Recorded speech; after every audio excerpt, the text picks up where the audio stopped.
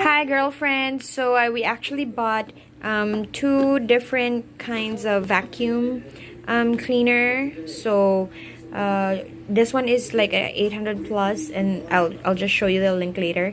And this one is like 1,100. There's like 1,400. It has humidifier and it has like a light down below just for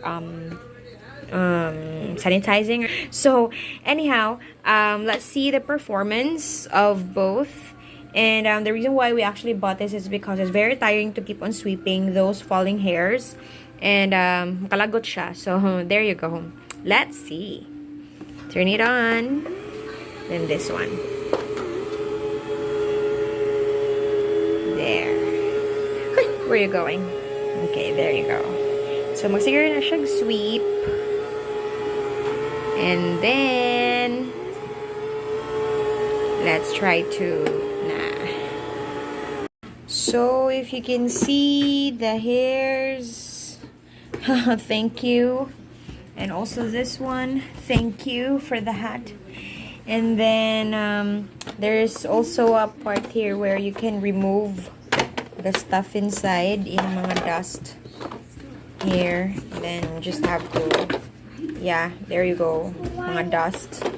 Then kanasad siya, nasad ni siya dere. Clav, please stop walking around. There you go. And then hold on tight. And then just remove. So there, nasa dihang mga dust. Yeah, okay. So both are really good. And then same time nato sila gi on. Actually similar. So nalay delay gamay. And then the dust that they got is pretty fine. The best part, under the bed, under the bed.